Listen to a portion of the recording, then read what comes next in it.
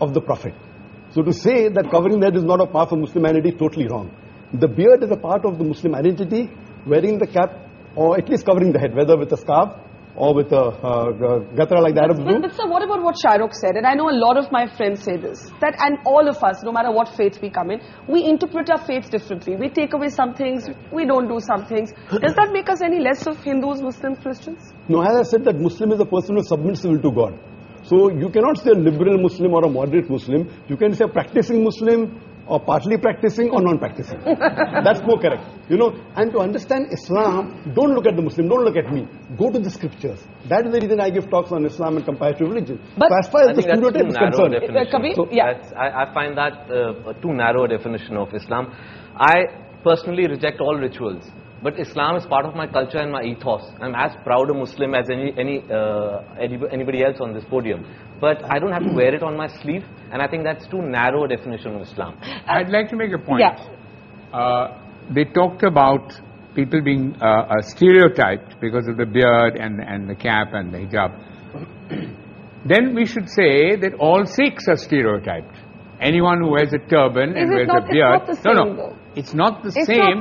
But what has happened, I'll tell you, in fact, India has become, in a strange sense, more liberal, because when Yusuf Khan entered the film industry and adopted the name of Dilip Kumar, that was a time when the whole of India was pretty prejudiced against Muslims, let me tell you. And Meena Kumari, who was she? She was also a Muslim. Why were all the names? Shahrukh is an amazing example of a Muslim who is now the Badshah of Bollywood with a Muslim name. He didn't have to change his name. So something has happened. Would you have ever changed your name? To Akshay Kumar, yes. I would never change my name. Now the reverse is happening, Barkha. I know of boys who come from small towns, want to become actors. They change their name to Khan because they think that's the badge of honor. That's the way to go. Barometer of success. No, it's Khan or Kapoor. Sorry, Najib? But Dilip Kumar has now become Allah Rakha Rahman. Yeah. So that's the change. But now he's no longer a star. Yeah, Shahrukh, you want to make a point, and then Soha and Madani. Yeah, I just want to say one thing. With, you know, I just want to know very clearly, and I'm a Muslim, and I want to know: is it more important for me to look Muslim and see Muslim, or to feel Muslim? I fully respect the scriptures. I fully respect all the hadiths. I have read the Quran in my own way, in Arabic and in English.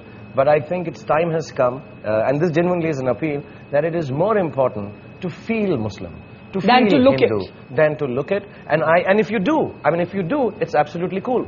And if you don't, it's absolutely cool. Doctor, I quick response to that, and I got two guests waiting to speak. I think the best is to practice Muslim, number one. Yes. Appearing is important, but lower down. I'm not saying appearing is the most important. For a person to practice Islam is more important. Beard comes lower down. Beard is not in the 70 major sins that it's not there. But you know, what about what Kabir is saying? And there was a story of a young boy whom I interviewed, who studies in a convent school in Madhya Pradesh.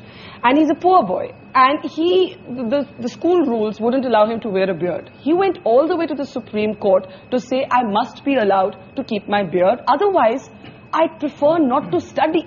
And he actually dropped out of school for a while because of that. The Supreme Court eventually ruled in his favor. And that is my next question, and I want to take that to Madani Saab. Madani Saab, you're a very interesting character for me, because at one level, you have organized, as Alex said, all of these fatwas against terrorism and all of that. But you also had a resolution against the singing of Vande Mataram. And these kind of resolutions, I know many of my friends would say is what stereotypes Muslims. बात ये है कि वंदे मातरम गाना बिल्कुल अलग चीज है। अलग चीज है। हाँ, गाने के लिए जिद करना बिल्कुल एक अलग चीज है। कोई जबरदस्ती गवाना चाहे और नहीं गाएं, या हम ये कहें हम नहीं गाते, तो फिर हम स्टीरियोटाइप हो जाएंगे। टेररिज्म की मुखालिफत करेंगे तो बहुत अच्छे हो जाएंगे। ये जो डबल मामला चलता है, ये ठीक नहीं। अभी मेरे दाढ़ी नहीं हो और कुर्ता पैजामा नहीं हो, ये भी जो पगड़ी से तो लोग बहुत डरते हैं ना, कहते हैं ये तो, एक बच्चा एयरपोर्ट पे कहता है मदनी साहब मामा मामा देखो बिन लादेन जा रहा है ना। तो क्या हो गया है, अब ये सब मैं उतार दूं तो मैं एक रीजनेबल मुसलमान हो सकता हूँ, एक ऐसा मुसलमान हो सकता हूँ जो बहुत अच्छा आदमी है। और अगर मैंने ये पहन लिया तो ख्यालात मेरे कितने अच्छे हों। ख्यालात, नजरियात, आइडियोलॉजी, ये है बेसिक चीज, या बेसिक चीज हमारी दिखने वाली चीज है। That's the reverse stereotype, that the moment you see the beard and the skull cap, it's got to be a fundamentalist. Question, I want to get Soha in. She's been listening very patiently all this while. Soha, as somebody who's grown up in a sense in a house of mixed religion, for you, in a sense, do you feel that public gaze? Do you feel, you know, many people have questioned my labeling of, or my looking for the moderate Muslim.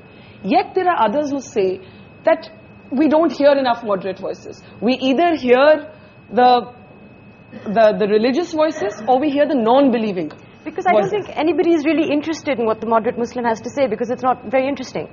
It's sort of boring. We're represented by extremists who have violent opinions, perhaps. I'm talking about vandals.